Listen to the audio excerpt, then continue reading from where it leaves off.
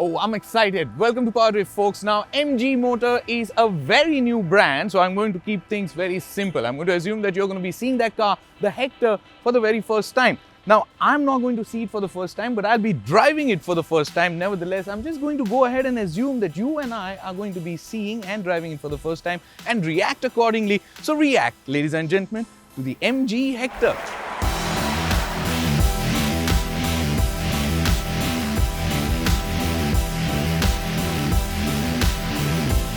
Thank you for reacting to the MG Hector, and now we react to the front of the car, which is a very butch looking SUV if you notice, in this red color. By the way, this is the prettiest looking color for the MG Hector.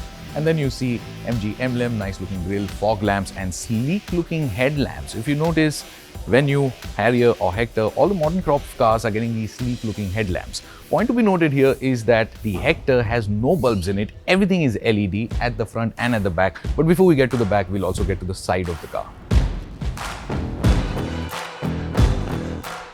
Reacting to the side of the MG Hector, as if you and I were to look at it for the first time, you would say that this is a big car. Just have a look at it. It's also a tall car. It's also a long car. In fact, the wheelbase is said to be longer than that of the Harrier. MG Hector is betting a whole lot on being the biggest in its segment on the inside and on the outside. Now, look at the wheels. These are nice looking, pretty wheels in terms of design, but they are 17 inches. So a tad bit too small for the body shape, but then of course that's going to add to the ride comfort. You have chrome strips on the door handles, you have Morris Garage on the door sill, and let's get on to the back.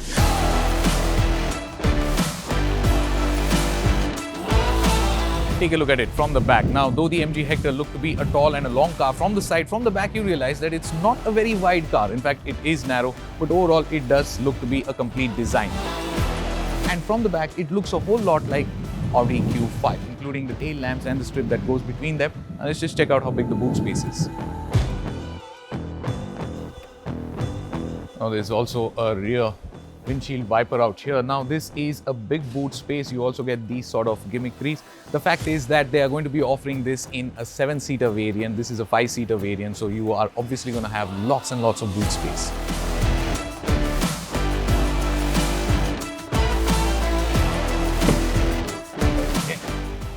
Nice and spacious cabin out here. In the second row of the Hector, what you will instantly like is the fact that you can recline the back seat. But what you will perhaps not like so much is the fact that your under-thigh support is not so good. You get an armrest with 2 coffee holders out here and 2 rear AC vents. The fact that it doesn't have a transmission tunnel running through at the back means that 5 people can definitely seat in comfort, or you could be running or dancing around here in the second row. Time to get into the driver's seat.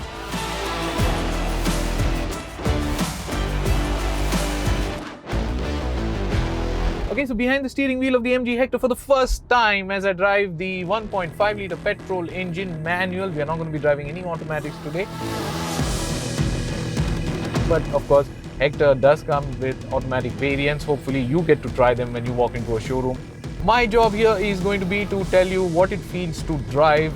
It is surprisingly good because you see the throttle response is nice. The refinement levels are really nice. NVH levels, once again, super good. The diesel is a 2-litre engine from Fiat, but not just the engine from Fiat, it also gets the gearbox, which is from Fiat. What I find to be very noteworthy is how Hector or MG, they have managed to iron out the kinks in that Fiat sourced diesel engine. Many manufacturers have been using that engine, but not many manufacturers have been able to really reduce that turbo lag to the extent to which it is reduced here. So a very good job done there in that sense. If I compare the Hector to the Hexa or the Harrier, then there's less drivetrain lash. This car is way more drivable. The ergonomics of the Hector, however, can leave you wanting for more.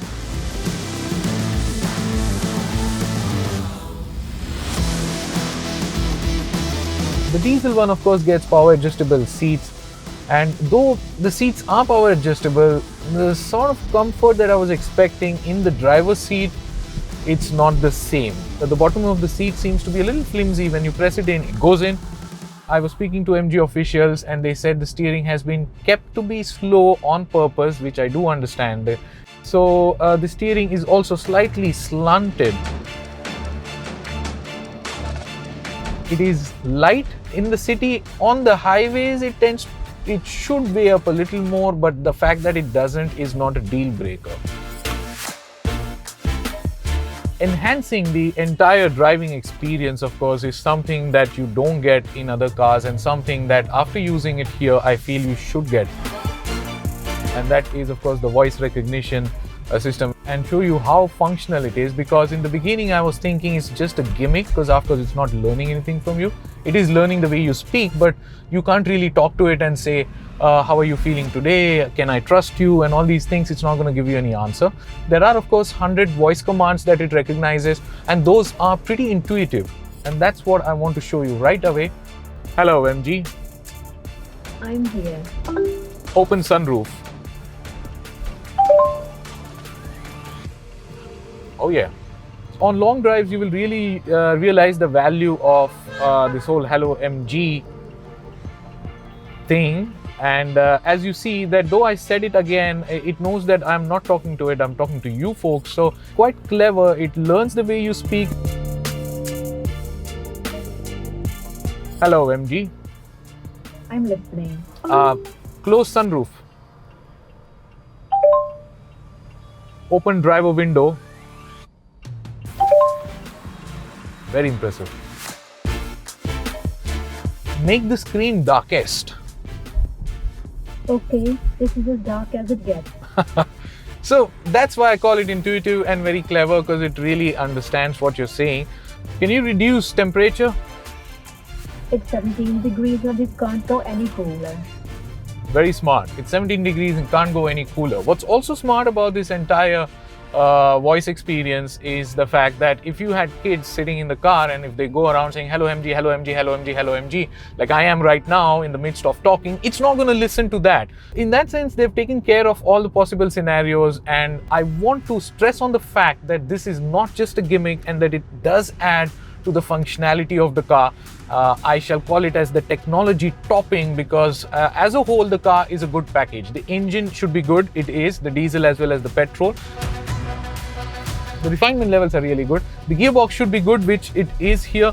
Handling wise, it is not as value-y as let's say the Hexa. It doesn't get a 4x4 like the Hexa. A strange thing to be noticed here is that the tachometer reads anti-clockwise. So when you rev the car up, you rev it from 0 to 8, but all of it anti-clockwise. Clutch action is very light, although I would have loved to drive the automatic, which we don't have here today. Braking too is pretty good. In fact, braking does inspire confidence.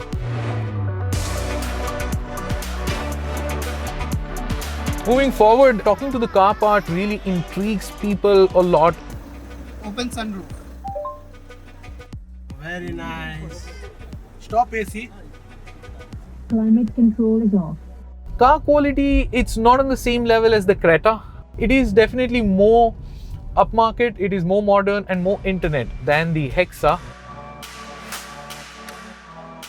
If you compare it to the XUV 500, well, in terms of refinement and vehicle dynamics, it certainly is better than the XUV 500.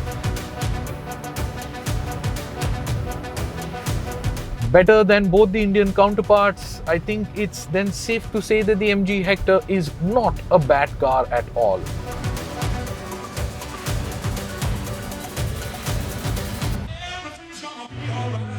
The fact of the matter is that there's nothing in this car that is a deal breaker. Absolutely nothing. There's nothing in this car that is overwhelmingly impressing you a whole lot except the Hello MG part. Which, let's do it again. Hello MG.